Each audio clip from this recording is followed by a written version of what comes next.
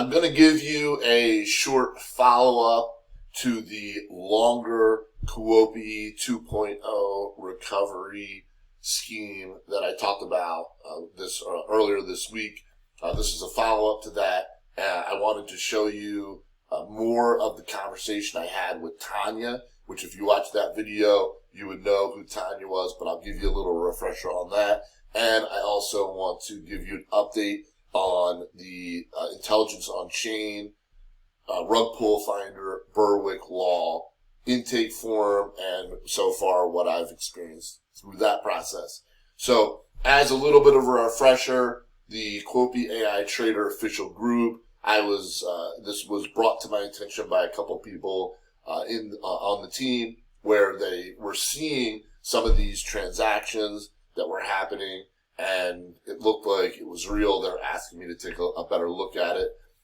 It was off of this. Please join the Quopi 2.0 platform using this link, fxbitsfund.net.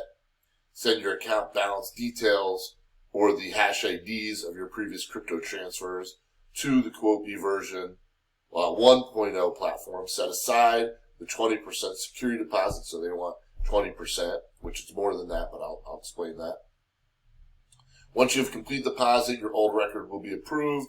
Your old balance deposit will be automatically refreshed to your Quopi 2.0 account. You may then apply for withdrawal easily.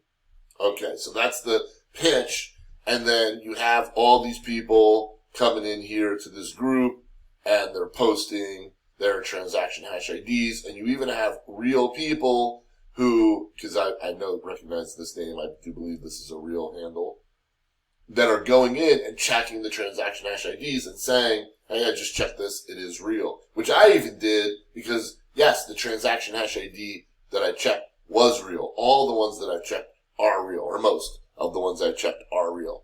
But that doesn't mean that they are proving anything other than money is being transferred out. Meaning you could have a fake account, a plant that goes and sets up an account, then you send funds from FXBitsFund, or a wallet really, because we don't know where it's coming from, to this other person's wallet, and then they come on here and they say, I got the funds, here's how much I applied for, and here's how much I got, and here's the transaction hash ID number, and then they make up some story about that, thank you, and all this stuff for Quopi and how great they are. And so they are showing funds going back and forth. You cannot fake a transaction hash ID. As far as I know, it would be very complicated to fake anything like that. So these are real transactions, but again, that doesn't mean they're real people. We haven't really had anyone that I know validate that they went through this process and were able to actually receive their original Quopi deposit back. So don't fall for this scam. I believe this is a scam, and here's why. Tanya, who I met through this group, she came in and she had posted that she put up the 20%, and they're asking her now to put up an additional 10%. Had anybody heard of this? And I said that I had not heard of that. I don't think you should do that. I'd be very careful. We started an offline conversation. She decided to go ahead and do it anyway.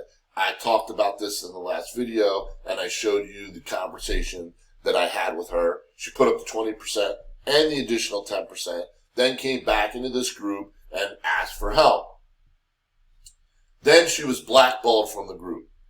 Wasn't allowed to speak because she had brought up the 10%. So her and I already had some dialogue, so she kept me posted. I said, let me know what happens. But now I'm starting to get a sense of what they're doing, which is showing all these transactions. Then when somebody goes in and falls for it, then you put up to 20%. Then they ask you for another 10%, and now you're up to 30%. Well, it gets worse. So I followed up with her, and I'll show you her correspondence with me here. So on the other day, I think it was on the 14th, she messaged me. I asked her if anything. This was yesterday, I think yesterday, yeah. And she got back to me. She said, hey, yeah, I messed up, Now my KYC was finally verified today, and I was able to request the withdrawal. I noticed that I had to change the address, so I had to cancel the withdrawal, and I am now waiting again for a verification of the KYC. I hope it doesn't take long this time. That was on the 14th. Victor contacted me today, and because I changed the wallet address, I have to pay another 20% as deposit. That would be 50%, 20 plus 10 plus another 20. I'm begging her not to do that. Hopefully she doesn't do it, but I don't know. I did ask her not to do it before, and she did it. At this point, you'd now be up to 50%. So that kind of leads me back to the intelligence on chain. I posted about this the other day in my private group, but I don't remember if I went into this on the public video that I had posted. If you are part of my private group, this may be repetitive, but the intelligence on chain, I've been watching them. They partnered up with Berwick Law and Rug Pull Finder.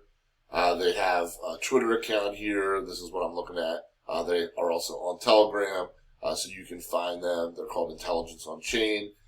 This is the link that they had posted about the Quopi investigation and what the next steps are, where they explain who Rug Pull Finder and Berwick Law is, and they also do a few YouTube videos on the subject if you want to follow up with them that way. But in this, there's a link to the intake form. You can fill out the intake form and claim what you had lost and be a part of this class action lawsuit. They do it on contingency basis, so you don't have to put up any additional funds to be a part of it.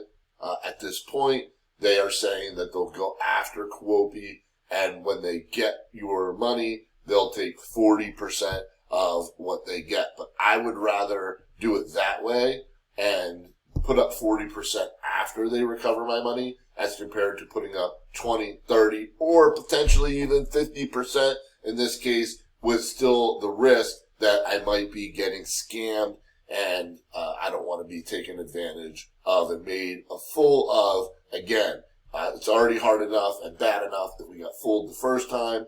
I think Quopi was one of the smartest, most brilliant schemes that I've seen. Their partnership with CoinStore and some of the things they did publicly, to me, were just a spectacular example of how smart and sophisticated these scammers have gotten.